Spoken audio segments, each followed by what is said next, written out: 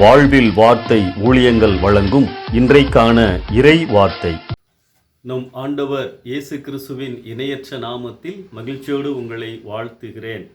இன்றைக்கான இறை வார்த்தையில் தேவ கிருபை என்ற வார்த்தையை நாம் தியானிக்கின்றோம்.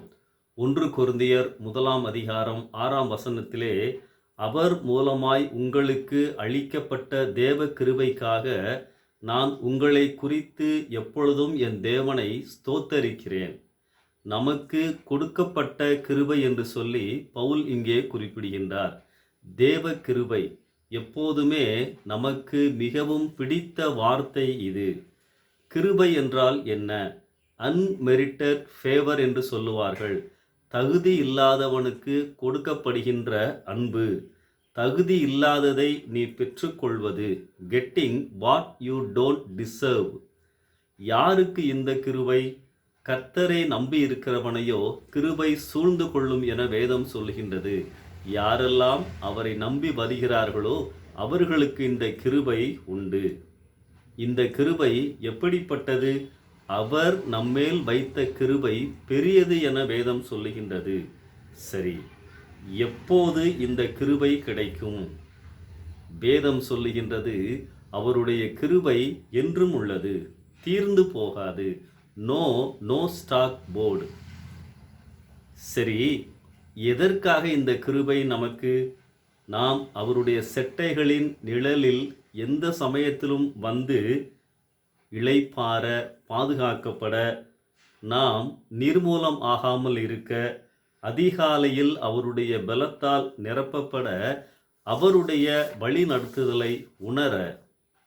அன்பானவர்களே, இந்த தேவ கிருபை நாம் மீண்டும் மீண்டும் பாவம் செய்துவிட்டு மறுபடியும் ஆண்டவரிடம் வந்து மன்னிப்பை பெறுவதற்கான லைசன்ஸ் அல்ல, கட்டாயமாய் அல்ல. பவுல் இந்த கிருபையை நன்றாய் புரிந்து வைத்திருந்தார். 1 கொரிந்தியர் 5 அதிகாரம் 10 வசனத்திலே இந்த கிருபையை 3 விதமாக நாம் புரிந்து கொள்ள முடியும். முதலாவது, கிரேஸ் கிவ்ஸ் டிவைன் ஆட்டிடியூட். தேவ கிருபை நமக்கு தெய்வீக மனநிலையை கொடுக்கிறது. பவுல் இவ்விதமாய் எழுதுகிறார், நான் இருக்கிறது தேவ கிருபையினாலே இருக்கிறேன். தொடர்ந்து எழுதுகின்றார், வசனம் 8-9, நான் அகால பிறவி, சிறியவன், அப்போஸ்தலன் என பேர் பெறுவதற்கு தகுதி இல்லாதவன். அகால பிறவி என்றால் எல்லோருக்கும் கடைசியிலே காலம் தாழ்த்தி பிறந்தவன் என்று பொருள். இப்படிப்பட்ட நான் தேவ கிருபையிலே இருக்கிறேன். அதாவது என் பார்வையில் நான் ஒன்றுமில்லாதவன், ஆனால் தேவ கிருபை தேவன் என்னை பார்ப்பதை போல பார்க்க வைக்கின்றது. என் பார்வையில் நான் ஒன்றுமில்லாதவன், ஆனால் தேவனுடைய பார்வையில் நான் விலையேற பெற்றவன். மனதிலே சில சமயம் நீ ஒன்றுமில்லாதவன், நீ எதற்கும் பயன் இல்லாதவன் என்ற தாழ்வு மனப்பான்மை நமக்கு வருகிறது. சில சமயங்களில் குற்ற உணர்வு வருகின்றது. அப்பொழுது இந்த தேவ கிருபை என்னை தலை நிமிர்ந்து வைக்கிறது. Divine attitude. இரண்டாவது, கிரேஸ் கிவ்ஸ் டைனமிக் பவர். தேவையான பலனை தேவ கிருபை கொடுக்கின்றது. பவுல் எழுதுகின்றார், அவர் எனக்கு அருளிய கிருபை விருதாவாய் இருக்கவில்லை. தேவ கிருபை என்னை ஆவியில் பலப்படுத்துகின்றது, என்னை ஓட வைக்கின்றது, உந்தி தள்ளுகிறது. 2 கொரிந்தியர் 12:8-10 வசனங்களிலே, என் கிருபை உனக்கு போதும், என் பலவீனத்திலே என் பலன் பூரணமாய் விளங்கும் என பவுல் இங்கே எழுதுவதை நாம் பார்க்கின்றோம். ஆம், பலவீனத்தில் இருக்கும் பொழுதே நான் பலமுள்ளவன் என்று சொல்லி பவுல் குறிப்பிடுகின்றார். சங்கீதம் 94:18, என் கால் சறுக்குகிறது என்று நான் சொல்லும் பொழுது, கர்த்தாவே உமது கிருபை என்னை தாங்குகிறது. ஆம், தேவ கிருபை தேவையான பலனை நமக்கு கொடுக்கின்றது. மூன்றாவது, கிரேஸ் கிவ்ஸ் டெய்லி எனேபிளிங். தேவ கிருபை தினமும் என்னை செயல்பட வைக்கின்றது. பவுல் எழுதுகின்றார், அவர்கள் எல்லாரிலும் நான் அதிகமாய் பிரயாசப்பட்டேன்.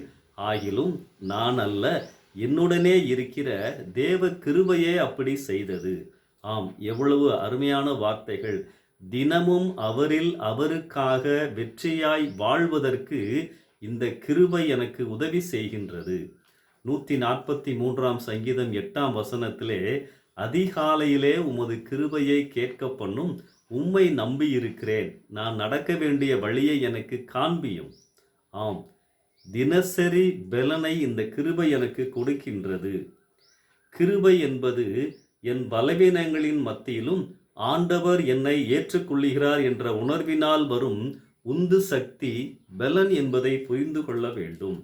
தினமும் காத்திருந்து இந்த பலனை, இந்த தேவ கிருபையை நான் பெற்றுக்கொள்ள வேண்டும், அனுபவிக்க வேண்டும். Today's battle cannot be fought with yesterday's grace. நேற்றைய கிருபையை வைத்து இன்றைக்கு நான் போராட முடியாது. அனுதினமும் தேவனுடைய பலன் எனக்கு தேவை. அன்பானவர்களே, இந்த தேவ கிருபை நமக்கு ஒவ்வொரு நாளும் சொந்தம், நமக்காகவே வைக்கப்பட்டிருக்கின்றது. 3 விதமாக இந்த தேவ கிருபையை நாம் புரிந்து கொள்வோம். டிவைன் ஆட்டிடியூடு, தெய்வீக மனநிலையை கொடுக்கின்றது. டைனமிக் பவர், தேவையான பலனை கொடுக்கின்றது, உந்து சக்தியை கொடுக்கின்றது.